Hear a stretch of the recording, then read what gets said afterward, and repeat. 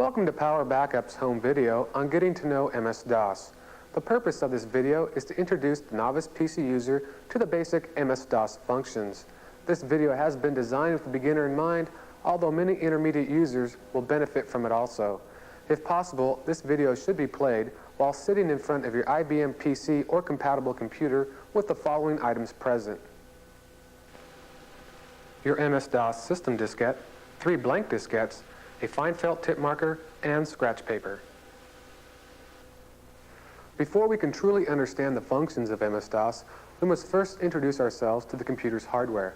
Hardware consists of the computer itself and all its physical contents: keyboard, floppy drive, hard drive, RAM memory, expansion boards, as well as any attachments connected to the computer, such as the display monitor, printers, and modems. Let's now discuss your PC's hardware, beginning with the CPU. The CPU, which stands for the Central Processing Unit, is the brain of the computer, and in the case of your PC, is a small electronic chip located inside the computer's main unit. The CPU directs all operations of the computer and interacts with the computer's peripherals, such as disk drives, printers, and modems. The CPU carries out its operations one instruction at a time, an instruction being the smallest unit of action the CPU can perform. Computer programs, or software, are nothing more than sequences of instructions designed to do a specific task, such as sending a document to a printer or sorting a mailing list. Next, let's discuss RAM memory. RAM is an acronym for Random Access Memory. This is the computer's internal memory used to hold data the computer is currently working on. Before a given program can be executed, it must first be read from a storage device, such as a floppy drive or hard drive, into RAM memory. The amount of RAM memory present in a computer is measured in bytes. Generally speaking, a single character, such as the letter H, will take up 1 byte of memory. Large amounts of memory are often measured in terms of kilobytes. A kilobyte is 1,024 bytes, not 1,000 bytes. This is due to the fact that computers use the base 2 or binary numbering system, rather than the decimal system. The maximum amount of memory a computer can utilize is dependent on several different factors, such as the computer's internal design, the microprocessor it uses, the operating system it uses, and the characteristics of the particular software program being used all affect the amount of RAM that can be used by the computer. Most computers designed to be compatible with the IBM PC can utilize a maximum of 640K bytes of RAM. This is equal to 655,360 bytes of information. This is an ample amount of memory for most software programs. However, there are several manufacturers who offer add-on boards which allow you to access more memory than 640K bytes. RAM memory is also volatile, meaning that when the power is turned off for your computer, all the data currently in RAM memory will be lost. Therefore, any data the computer is working on that you wish to keep must be saved on a floppy diskette or hard disk before turning off the computer. It is also a very good idea, when possible, to save the information you're currently working on to your hard drive or floppy drive periodically. Saving your data every 10 or 20 minutes will ensure against data loss due to power blackouts, brownouts, or other unexpected mishaps.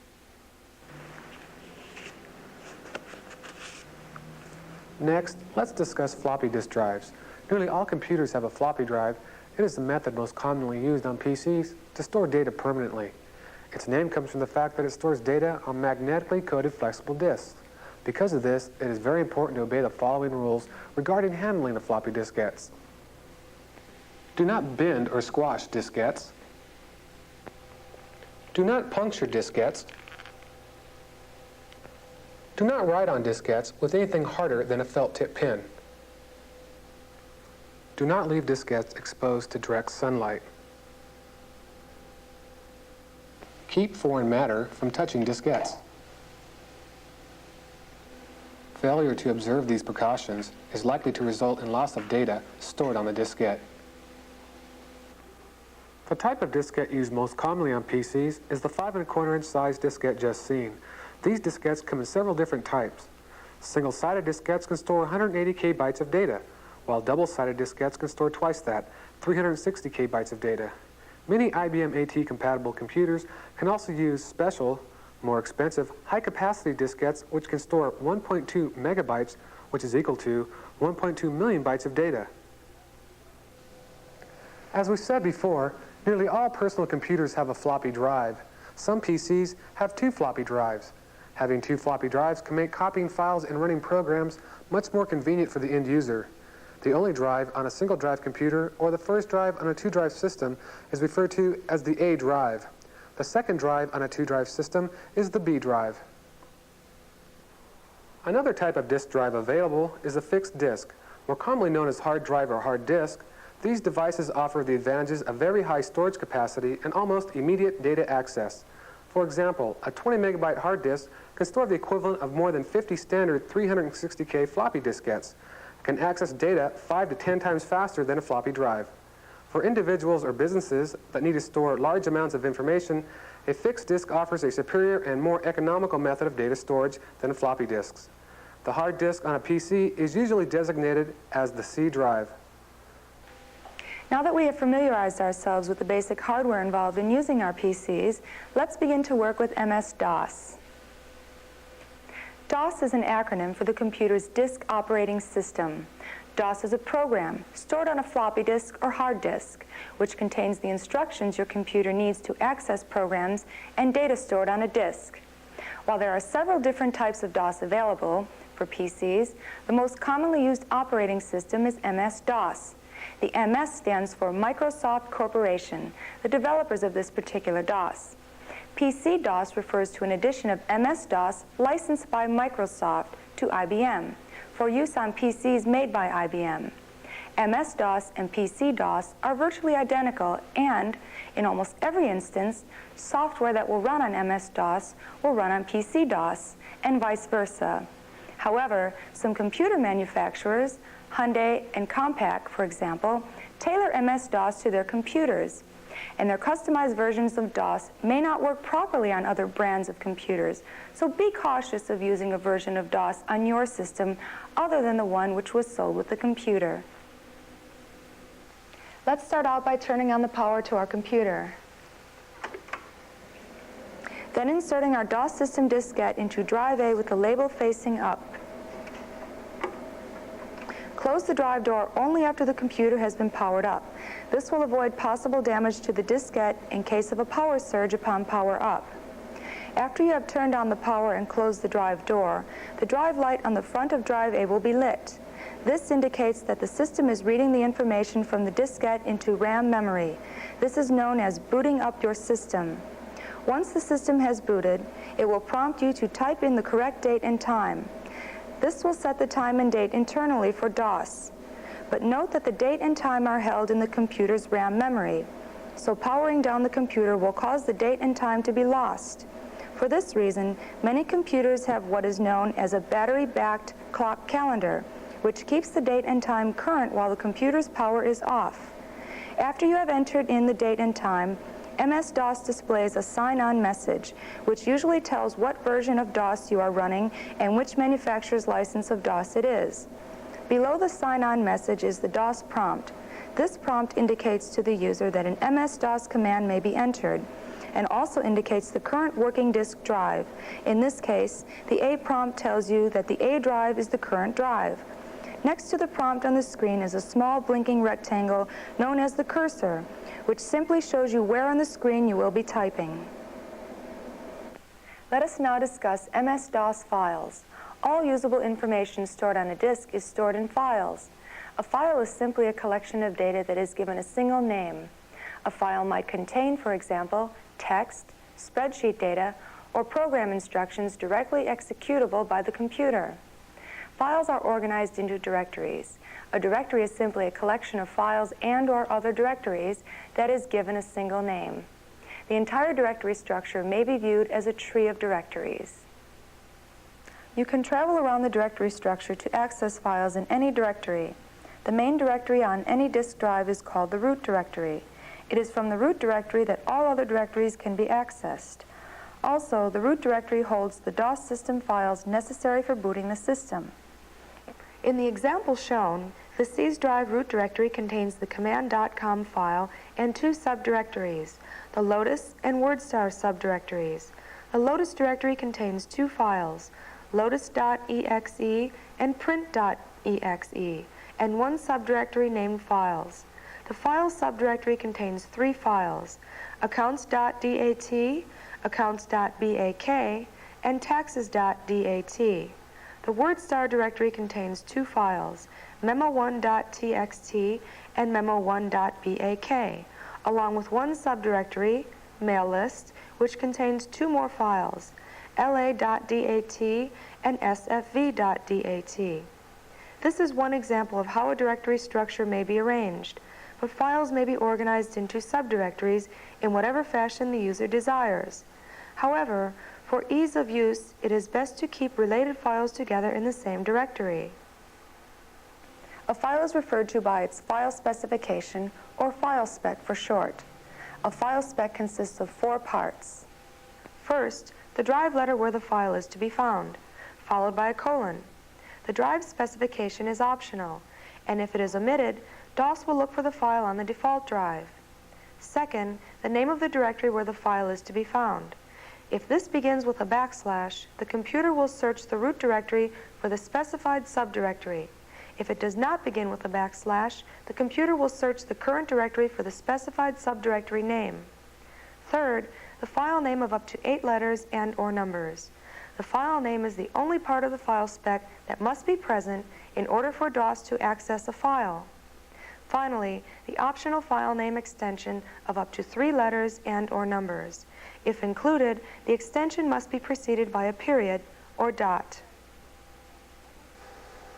In addition to letters and digits, MS-DOS also allows the use of the special characters shown here in directory names, file names, and file extensions.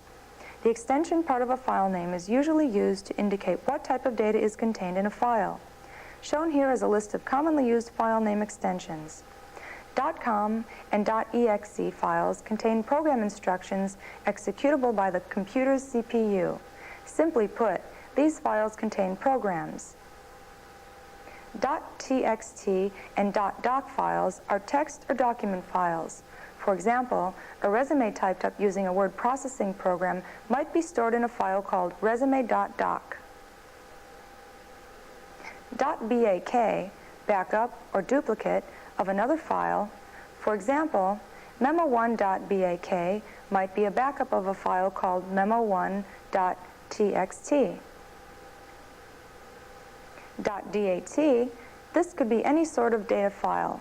For example, a file containing data on all of a company's accounts might be placed in a file called accounts.dat. Now that we know what files are, let's start using some of the features of DOS. Begin by asking DOS to see the directory of files on the current disk drive. You type dir on the keyboard and press the return key. You must press the return key after entering an MS-DOS command to tell the computer to execute that command. You will notice that all the files on the disk will scroll up on the screen, making it difficult to find a specific file in a large directory. To view a directory, a page at a time, you type dir/p and press return. This will scroll the files up a page at a time, allowing you to press any key to view the next page of files. Looking at the first page of files, you will notice the first file name is command com. This is usually the first file on your DOS diskette, or in the root directory on your hard disk. This file contains the software that executes DOS commands, as well as some other information used by the computer to access information from the disk. A disk without this file cannot be used to boot or start up the computer. Also notice that in the directory listing, there is no dot or period separating the file name from its extension. Although when we give the computer a file specification, we must separate the file name from the extension with a period. DOS does not display the dot on the screen in a directory listing. Following the file name and extension of each file, DOS displays the size of the file in bytes and the date and time the file was last modified. The 2 commands we have just used to list the file on a disk drive, dir and dir/p, are known as internal MS-DOS commands. Internal commands are part of the command.com file we viewed in our directory. Since command.com is loaded into the computer's RAM memory upon booting the system, these commands are always available to the user at the MS-DOS prompt. MS-DOS external commands are programs which are stored on either the system diskette, the utilities diskette included with the system diskette, or on the hard disk. If your system does not have a hard disk, the system or utility disk, or a copy of it, should be in your A drive. Let's start out by using the following external MS-DOS commands. Format initializes diskettes for storage. Disk copy duplicates contents of one diskette on another. Check disk checks diskette for errors in storage capacity. First, we will use the format command to initialize a blank diskette. The syntax of the format command is format D:/S, where D is the letter of the drive containing the diskette to be initialized and is usually A or B, and the /S is an option which will be discussed shortly. If your system does not have a hard disk, start by getting a directory of your system diskette. Remember to use the /P option so the listing doesn't scroll by too fast. Make sure the file format.com is present on your system disk. If you don't see the file format.com in the directory listing, remove your system disk and insert your utilities diskette into the A drive, and look for the format.com file on that diskette. Once you have verified that the format program is present, enter in the command to format the blank disk. Format A:, and press the return key. When the computer asks you to, place a blank diskette in the A drive. Make sure to insert the diskette with the label facing up.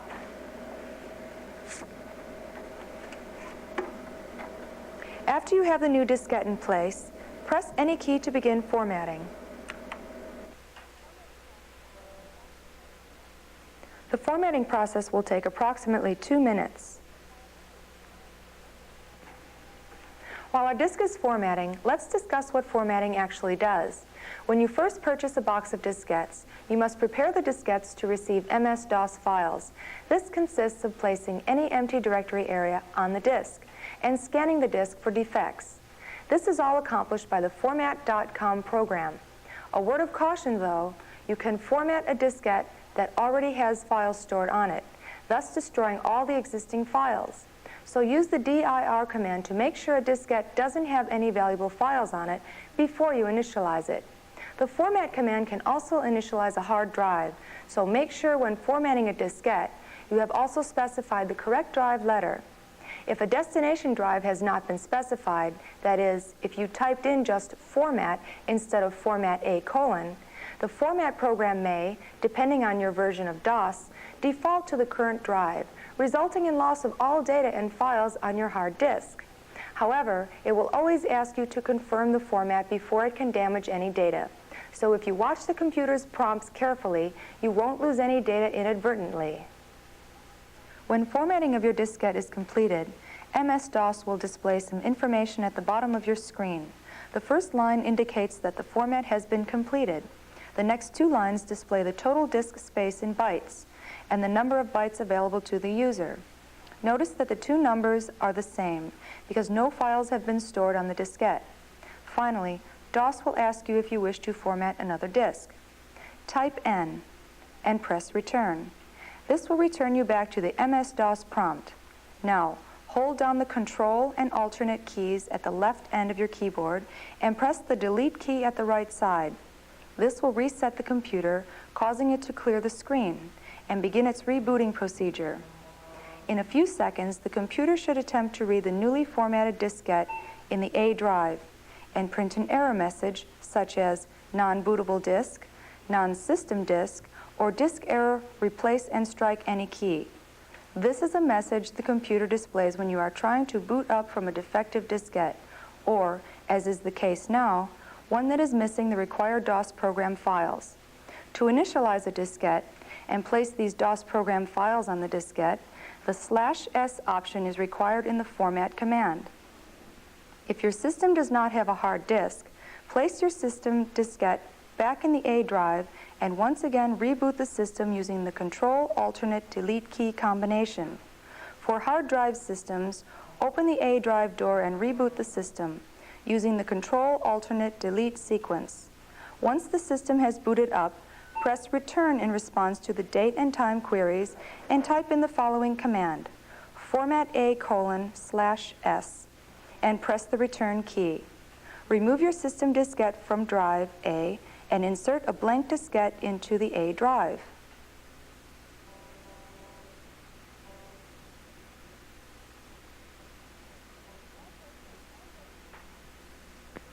Now press the return key to begin formatting. When the disk has been formatted, the computer will copy the DOS system files onto the newly formatted disk. These files consist of 2 invisible files which do not show up in directory listings, plus the file command.com, which was discussed earlier. When everything is finished, DOS will display the total amount of space on the disk, along with the amount of available disk space.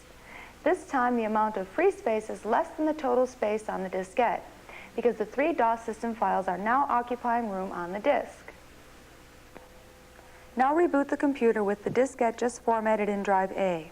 After several seconds, we shall see the results of the /S option in the format command. The computer will be able to boot or load DOS from the diskette. At the DOS command prompt, enter the command dir. The directory will show only one file, command.com, as being present on the disk.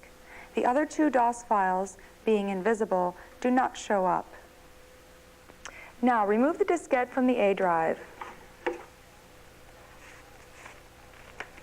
And using a felt tip pen, write formatted diskette with system on the label. This will remind us later that the diskette has been initialized and can be booted from. Now that we have seen how to format a blank diskette, let's discuss the disk copy command.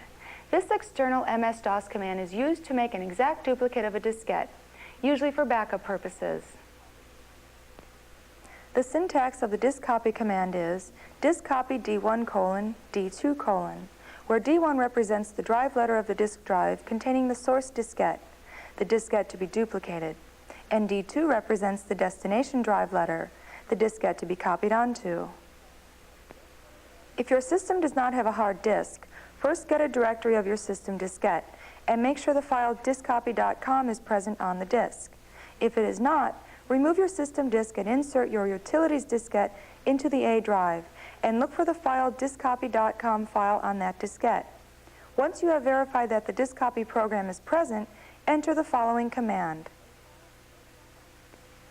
disk copy A:/B:.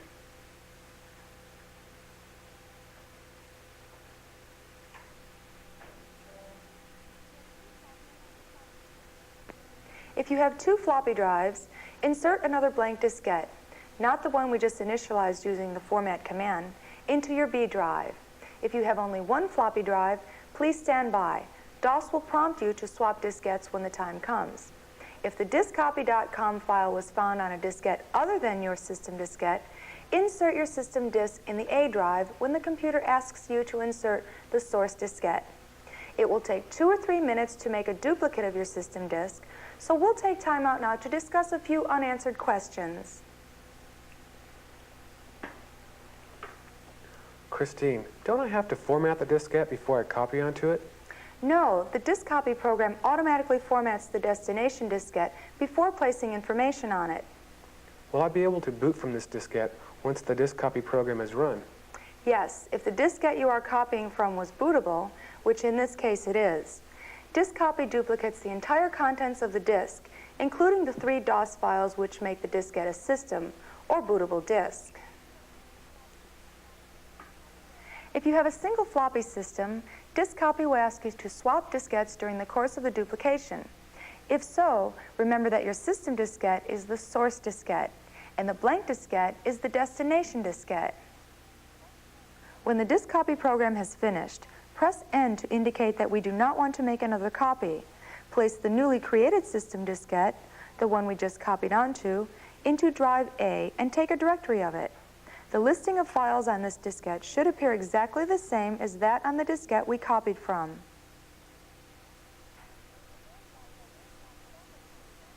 It is a very wise idea to keep backup copies of all important files and diskettes. Doing this will protect you later in the event an accident occurs and your master diskette or hard disk gets damaged. For example, if some harm were to befall our system diskette now, we still have our duplicate disk, which can be used in its place.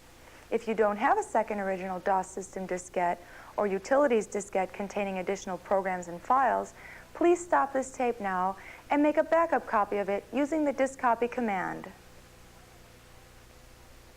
The final external MS-DOS command we will learn is the checkdisk.com program.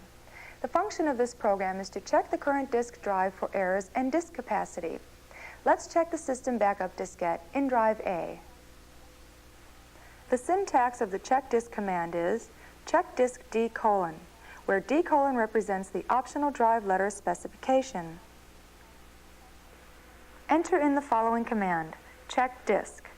DOS will access the current disk drive for a few seconds and then report any errors found on the disk, as well as the total amount of space on the disk, the amount of space used up by DOS system files and user files, and the amount of free space available on the disk. It also shows the total amount of RAM memory installed in your system and the amount of RAM memory available for use by user programs. As stated before, the three MS-DOS commands we just discussed, format, disk copy, and checkdisk, are all external commands. This means that these functions are not all loaded into memory when the system is booted up. That is, these commands are not contained in the command.com file. Therefore, an executable file such as format.com, diskcopy.com, or checkdisk.com must be present on the diskette you are using, or on your hard disk in order to execute each of these commands. We will now demonstrate a few internal MS-DOS commands. These commands are contained in the command.com file and can be executed at any time, regardless of whether the system diskette is present or not. We will cover MS-DOS commands shown here. Copy. Copies a file or files to a different directory or drive. Erase or DEL. Erases one or more files from a disk drive. Make directory or MD. Creates a subdirectory. Remove directory or RD. Removes a subdirectory. Change directory or CD. Changes the current subdirectory. Rename or REN. Changes the name of a file. Now place the diskette that you labeled earlier, formatted with system, in the A drive and close the drive door. Reboot your computer using the Control-Alternate-Delete key combination. Press the return key in response to DOS's requests for the current date and time. Bring up a listing of the files on the diskette by entering the dir command. The only file name that should be printed is command.com. Remove the recently formatted diskette from drive A. And place your MS-DOS system disk, or a copy of it, into the A drive. If your system has two floppy drives, insert the empty formatted diskette you just removed into the B drive. Now enter the following command, copyformat.com B:. This tells DOS to copy the file format.com to the B drive. Two important points should be brought up here. First, notice that on a single floppy drive computers, DOS is able to simulate a second floppy drive, the B drive. When DOS needs to use a diskette in the B drive and there is no B drive, DOS asks you to place the B diskette into drive A. Then if DOS needs to access the A diskette, it will ask you to put that diskette back into the A drive. Second, note that the copy operation does not remove the file from drive A. It just creates a copy of it on your drive B diskette. Some common formats of the copy command are copy file 1, file 2, duplicate file 1 as file 2, copy file 1 D:, make a duplicate of file 1 on drive D, copy file 1 / subdirectory, make a duplicate of file 1 in a new directory. Now let's switch over to drive B to view our newly copied file. To change the default drive to drive B, enter the following command, B:, and notice how the DOS prompt changed from A or C to B, reflecting the change in the default disk drive. Use the dir command to look at the directory of the diskette on the B drive. In addition to the command.com file that was placed on the diskette when we formatted it, the file format.com that we just copied now shows up also. Thus, we have verified that the copy command did indeed work. Now let's switch back to the A drive. At the DOS prompt, enter the following command, md DOS files. DOS should return with only a prompt. Now type dir. Notice the entry reading DOS files dir. This indicates a subdirectory named DOS files on the disk. Now type cd DOS files. This just changed the A drive's current directory from the root directory to the DOS files directory. To verify this, enter the command dir. The computer will print directory of a:\DOS files and show no files in this directory. Notice, however, the two entries reading .dir and .dir. The first entry is present only in subdirectory listings, not root directory listings. The second entry represents the directory 1 level up from the current directory. This will be explained shortly. Now enter the following command. Copy a:\format.com a:\DOS files and press the return key. What this command does is copy the file format.com from the root directory of the diskette in your A drive to the DOS files directory on the A drive. If you now get a directory listing, you will see that the format.com file has been duplicated in the DOS files subdirectory. Now enter the following command, cd ... and press the return key. DOS will respond with just a prompt, as usual. What this command did was change the current subdirectory. Using the ... symbol tells DOS to move up one level in the directory tree. So, it changed the current directory from DOS files to the root directory. To verify this, enter in the command cd, followed by pressing the return key. This causes DOS to print the name of the current directory. In this case, a:\/ represents the A drive's root directory. To verify that we have gone into the root directory, enter in dir and press the return key. Now, let's discuss the erase command. The erase command, or alternatively, the del command, performs the function of removing one or more files from a diskette or hard disk. The syntax of the command is erase file name or del file name.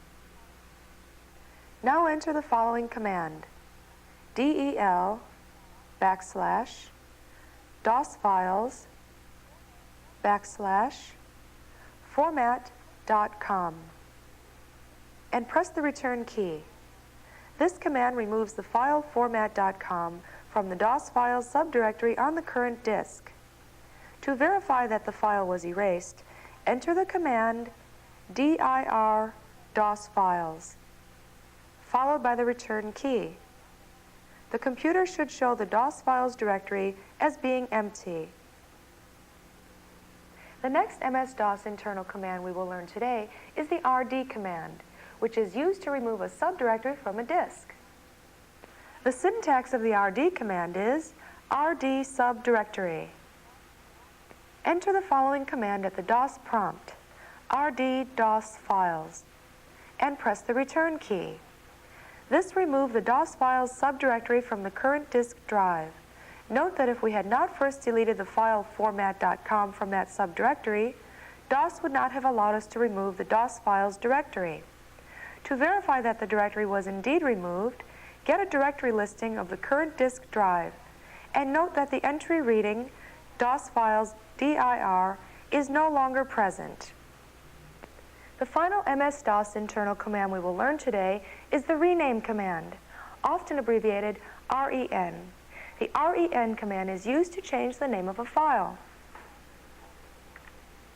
The syntax of the ren command is ren filename1, filename2, where filename1 is the file's current name and filename2 is what the file's name is to be changed to.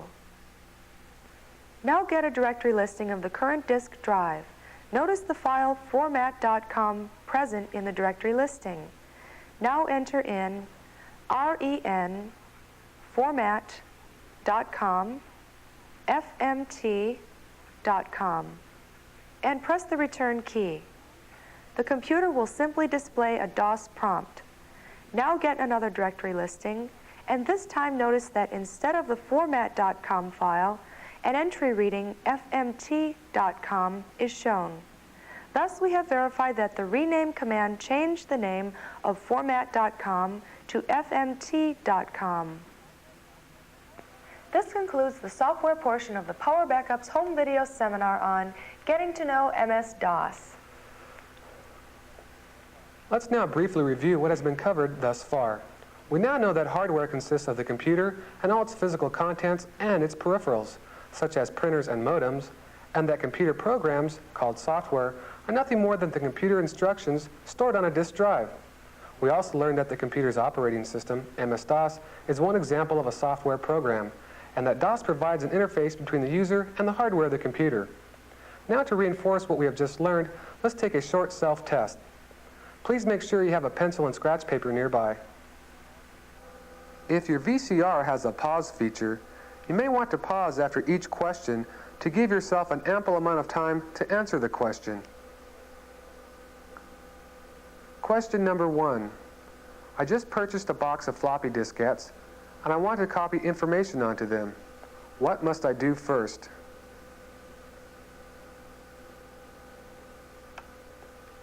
Question number 2. I want to make one of the diskettes I purchased bootable. How would I do this?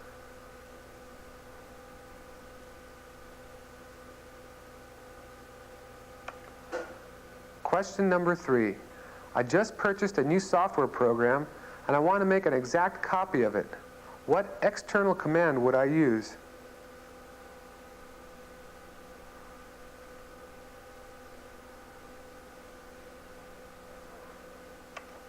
Question number 4. If I'm working in the root directory of my hard disk or floppy drive, and I want to create a subdirectory called Accounts, how would I do this?